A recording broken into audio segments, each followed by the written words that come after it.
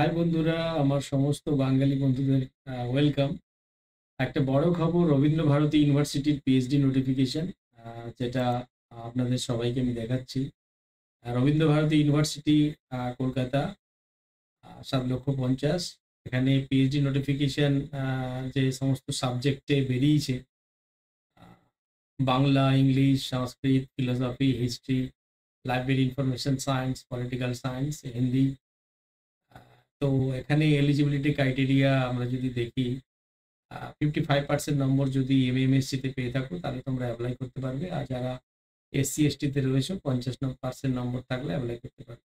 এবং এখানে একটা বড় ব্যাপার যে এন্ট্রান্স এক্সাম দিয়ে হচ্ছে, যদি নেট না থাকে কিংবা জিআরএম না থাকে, আমার মনে হয় এটাই লাস্ট সুযোগ। কেননা ইউজিসির নিয়ম পাল্টে যাচ্ছে কামিং পিএইচডিতে। তো সেখানে এন্ট্রান্স এক্সাম দিয়ে আর হয়তো হবে না। তো সম্ভবত এই পিএইচডিটা ওদের জন্য একটা বড় খবর।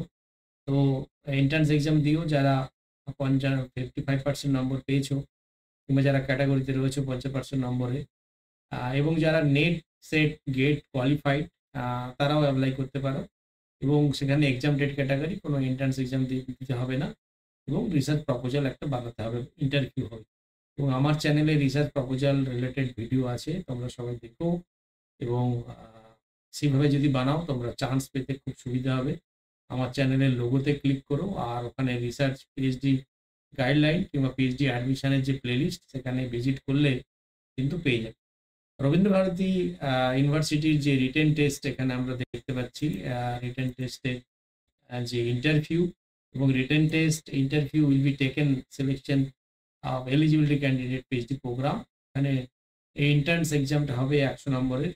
এবং সেখানে 3 ঘন্টার টাইম থাকবে। একটা রিটেন টেস্ট 2 হাওয়ারের এক্সাম হবে 50 নম্বরের। এবং ফার্স্ট হাফে যে সমস্ত হবে all candidate, arts, fine arts, visual arts, research methodology, 50 question থাকবে 50টা। এবং আমার চ্যানেলে রিসার্চ মেথোডোলজি অবজেক্টিভের ভিডিও রয়েছে, এবার দেখো। এমসিকিউ এবং সেকেন্ড হবে অবজেক্টিভ টাইপ কোশ্চেন হবে 10 মার্কস, শর্ট টাইপ কোশ্চেন 20, এসে টাইপ, আর এখানে 300 ওয়ার্ডসের মধ্যে এরকম কিছু কোশ্চেন থাকবে। এবং কোয়ালিফাইং মার্কস, আরেকটা জিনিস এখানে, যে 20 marks essay type writing topic, area interest and the candidate. তো উইদিন 300 ওয়ার্ড এখানে 220 মার্কসের উপর এখানে থাকছে। তো কোয়ালিফাইং মার্কস যদি দেখি আমরা, ভীষণ কম। এখানে কিন্তু 40% নম্বর যদি পাও তাহলে কিন্তু কোয়ালিফাই হয়ে যাবে ইন্টারভিউর জন্য। যারা 30% নম্বর যদি পাও, এসসি এসটি ওবিসি হয়ে থাকো, তাহলে 30% নম্বর পেলে কিন্তু কোয়ালিফাই হয়ে যাচ্ছে। অর্থাৎ এখানে একটা বড় চান্স পাওয়ার ক্ষেত্রে একটা সুবিধা দেখা যাচ্ছে, যেটা হচ্ছে কোয়ালিফাইং মার্কস। এখানে আমরা অনেক ইউনিভার্সিটি 50% দেখি, তো এখানে 40% রাখা হয়েছে। এবং ক্যাটাগরিতে থাকলে আরো কম দেখতে পাওয়া যাচ্ছে। So, in order of qualifying for interview, candidate will be required to score at least 50% marks কিন্তু এখানে ইন্টারভিউর জন্য ডাকা হবে। এবং 45% মার্কস যারা এসসি এসটি যদি পেয়ে থাকো, তাহলে কিন্তু এখানে কোয়ালিফাইং মার্কস এখানে দেওয়া রয়েছে। অর্থাৎ এখানে both first and second half 100 marks, এবং তার যে ইন্টারভিউ যেটা হবে, এখানে কিন্তু each and every qualified candidate written entrance test এবং candidate who have qualified clear MPhil, UGC regulation 9, net, set, gate, teacher fellowship holder, 100 marks and marks, and interview will be conduct।